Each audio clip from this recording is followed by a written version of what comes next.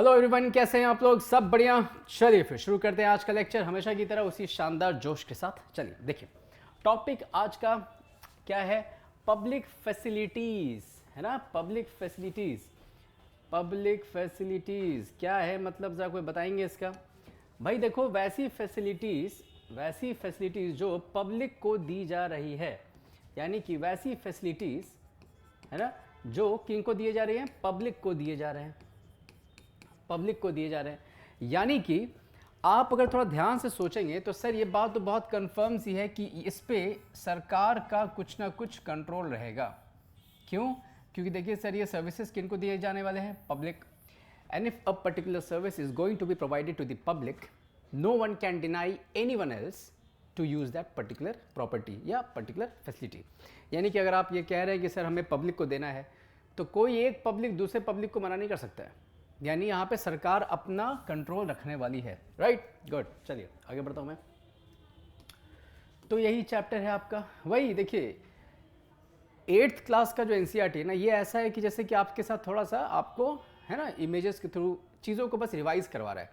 जैसे 9th में जब चलेंगे तब देखिएगा, वहाँ पे बिल्कुल मैच्योर कॉन्सेप्ट्स आएंगे और उन्हें समझने के लिए ये तीनों एनसीईआरटीज मैंडेटरी हैं। आई रिपीट, मैंडेटरी हैं।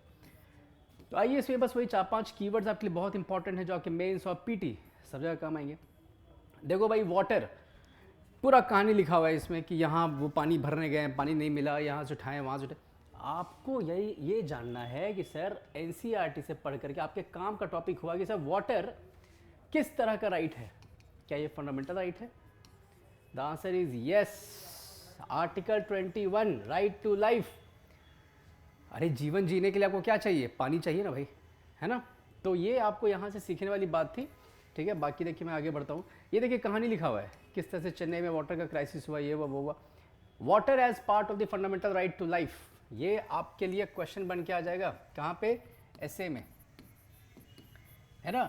वहाँ पे आपसे बोल दिया जाएगा कि भैया ये जो पानी है, वाटर है, it is a part of fundamental rights. Explain या डिस्कस, राइट इन ब्रीफ। तो देखो, right to water article number 21 में है और ये सुप्रीम कोर्ट इस बात को मानता है। आंध्रा की जो कोर्ट है उसने भी इस बात को रीअफर्म किया था, that's a right to water is fundamental right under article 21। Right, good. अब देखिए यहाँ पे क्या है, क्यों इसको बनाया गया है राइट टू लाइफ? क्योंकि देखो, जब तक ये राइट टू लाइफ नहीं रहेगा तब तक यूनिवर्सल एक्सेस तो आप दे नहीं पाएंगे। लेकिन वाटर का देखिए काम सिर्फ पीने में ही नहीं आता है। अगर आप बात करें तो ये जो फार्मर्स है ना, फार्मर्स, उन्हें पानी क्यों चाहिए? इरिगेट करने के लिए, है ना, सिंचाई करने के लिए। यानी right to safe drinking water fundamental right तो है, साथ में ये बहुत मैंडेटरी है। किन के लिए? फार्मर्स के लिए। क्यों? क्योंकि भाई ऐसा क्यों? क्योंकि इंडिया में फार्मर्स जो है वो डिपेंड करते हैं किस पे? वाटर पे, है ना, या आई मीन इरिगेशन चैनल पे, अपने खेती के लिए, फार्मिंग के लिए। राइट। अच्छा, अब देखिए यहाँ पे एनसीईआरटी आपको बड़े ही मज़े में सिखा रहा है, बट देखिए फिर से एसडीजी, बहुत ही दिमाग से देखिए एनसीईआरटी लिखा गया है। एसडीजी 6, क्योंकि वाटर का ये चैप्टर है तो वाटर से ही ये रिलेटेड है। SDG 6 is related to water, water, water, water, water. ठीक है, SDG is related to water. कौन सा? 6 इज फॉर वाटर, याद रखिए इसको। ठीक है जी। पब्लिक फैसिलिटीज़ क्या होता है? जैसे कि मैंने आपको बताया, essential facilities that should be provided, that has to be provided, that must be provided, that should be provided, कुछ भी आप लिख सकते हैं। टू एवरीवन, सबको फैसिलिटीज़ प्रोवाइड करना है तो करना है, दैट्स इट। उसमें कोई भी आप कोताही नहीं कर सकते हैं। एंड जैसे देखिए हेल्थ केयर सिस्टम, हाँ जी बिल्कुल बहुत ज़रूरी है। Sanitation, very important sir. Health care system ज़रूरी है, सैनिटेशन ज़रूरी है, ये सबको आपको देना पड़ेगा। तो ऐसी सर्विसेज जैसे देखिए ट्रांसपोर्ट, वेरी इंपॉर्टेंट। आप ये नहीं कह सकते कि इस जात के लोग ट्रांसपोर्ट यूज़ नहीं करेंगे। क्यों नहीं करेंगे? बिल्कुल करेंगे भाई, मैंडेटरी है, जॉब पे जाना है उन्हें, तो कैसे जाएंगे वो? स्कूल्स, कॉलेजेस, ये सब क्या है? पब्लिक फैसिलिटीज़ में ये सब आते हैं। ठीक है, चलिए आगे बढ़ता हूँ मैं। वही जो मैंने बताया आप लोगों को, इरिगेटेड है ना, इरिगेशन केवल 1/3 एरिया जो है ना वो इरिगेटेड वाटर से इंडिया को पानी मिलता है। खैर ये आएगा हमारा आगे इकोनॉमिक्स में, बट यहाँ देखिए इरिगेशन के लिए भी इंपॉर्टेंट है वाटर, राइट। अच्छा अब एक बात देखो यहाँ पे क्या लिखा हुआ है, समवन इज द गवर्नमेंट, ये लिखा हुआ है आपका, समवन इज द गवर्नमेंट। देखिए गवर्नमेंट का रोल क्या होना चाहिए कि जो पब्लिक फैसिलिटीज़ हैं उनको अच्छे से आप प्रोवाइड करें, बट पब्लिक फैसिलिटीज़ जो आप प्रोवाइड कर रहे हैं तो someone has to be there, किसी ना किसी को तो वहाँ पे होना पड़ेगा ताकि वो इन फैसिलिटीज़ को क्या करे, प्रोवाइड करे, दे। तो यहाँ पे वही बात लिखा गया है, so important someone must carry the responsibility of providing these two the people, यानी कोई ना कोई तो होगा जो इन सर्विसेज को प्रोवाइड करेगा, and that someone is your सरकार, द गवर्नमेंट। ठीक है जी, कोई दिक्कत की बात, चलिए। लेकिन एक बात बताइए, अगर मैं आपसे थोड़ा बात करूं गवर्नमेंट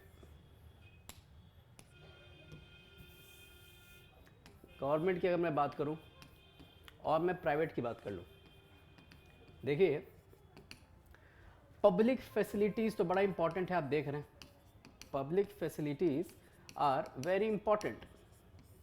अगर मैं ये बोलूं कि इंडिया में प्राइवेट लोग जो हैं यानी प्राइवेट कंपनीज जो हैं वो देने वाली हैं आपको क्या, वो आपको देने वाली हैं public facilities, is it justified और is it possible to achieve the target of providing public facilities to every single citizen?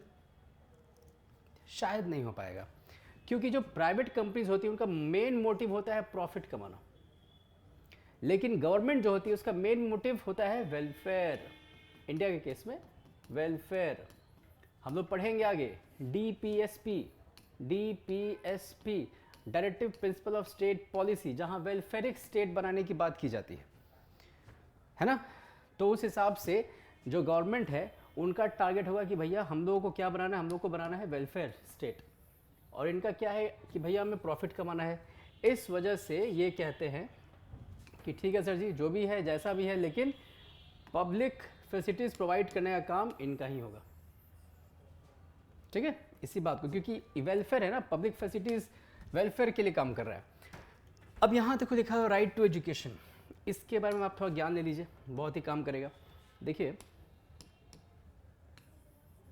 Right to education RTE, गिन चुन करके अभी इस लेवल पे जहाँ पे आप लोग हैं 8th क्लास की NCERT में, आपको बस 3 चीज़ें आपको दिमाग में डाल देनी है। पहला, 2002 में ये आर्टिकल नंबर 21 जो कि राइट टू लाइफ है, राइट टू लाइफ, यानी कि 2002 में आपका राइट टू एजुकेशन नाम का जो चीज़ है, जो नाम का प्रोविज़न है, वो लाया गया कौन से आर्टिकल में, आर्टिकल 21 में लाया गया। दूसरा देखिए जो पॉइंट आपको याद रखना है, 6 से 14 साल तक के बच्चों को स्कूल में पढ़ाने की बात की गई कि भैया 6 से 14 साल तक के बच्चे जो हैं वो उनको स्कूल में पढ़ाया जाएगा, ठीक है, बाय गवर्नमेंट। और तीसरा देखिए आपको जो पॉइंट जो याद रखना है कि RTE जो है वो 21 के इस आर्टिकल में छुपा हुआ है। जब भी आपको कॉन्स्टिट्यूशन में ये कैपिटल लेटर्स दिख जाए तो मतलब आप समझिए कि इस आर्टिकल को बाद में जोड़ा गया है, ऐड किया गया, इट हैज़ बीन एडेड, यानी कि अमेंड करके ऐड किया गया है। अमेंड क्या होता है, संशोधन, अमेंड क्या होता है, संशोधन, है ना, संशोधन करके, अमेंड करके इस आर्टिकल को डाला गया है। ठीक है, कोई दिक्कत की बात, चलिए। तो ये देखिए यहाँ पे बातें हो रही हैं, आगे हम बढ़ जाते हैं। अब बस आपके लिए एक बस यहाँ पे इंफॉर्मेशन इंपॉर्टेंट है, where does the government get money for public facilities, यानी कि देखिए ये बातें कर रहा है आपसे, सरकार को हम लोगों ने भी थोड़ी देर पहले दिया था ये ड्यूटी कि भैया पब्लिक फैसिलिटीज़ आप प्रोवाइड कर देना, बट सरकार को पैसा आता कहाँ से है, वो है इसका आंसर बजट। और बजट कौन से आर्टिकल में है, संविधान के आर्टिकल 112। लेकिन ये जो वर्ड है ना बजट, ये वर्ड बजट कहीं भी इस आर्टिकल में मेंशन नहीं है। याद रखिएगा, ये सब आएगा आगे। बजट वर्ड मेंशन नहीं है। आर्टिकल 112 में क्या मेंशन है? Annual financial statement.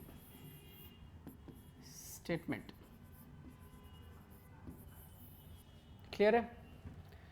तो यही बातें कर रहा है कि जो बजट बनाता है सरकार, उस पैसे से, बजट के उस पैसे से वो क्या करता है?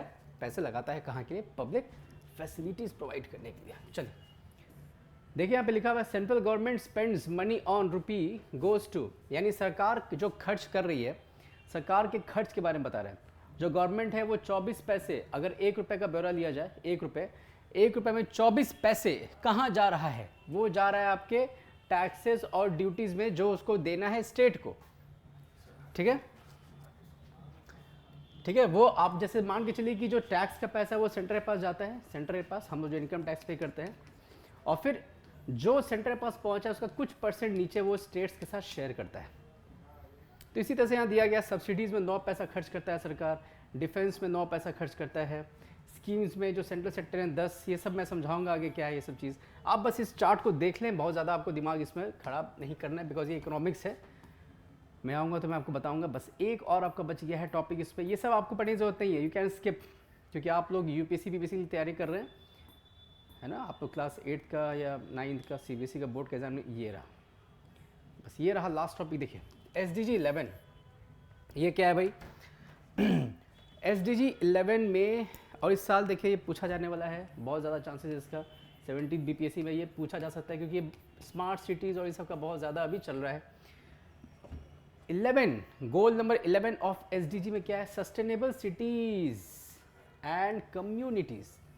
सस्टेनेबल की बात हो रही है। जैसे आप देखें स्लम एरियाज है, ये इनको क्या किया जा रहा है? इनको रिफॉर्म किया जा रहा है, हटाया नहीं जा रहा है, रिफॉर्म, ताकि ये क्या बने? ये बन जाए सस्टेनेबल, ये बन जाए सस्टेनेबल।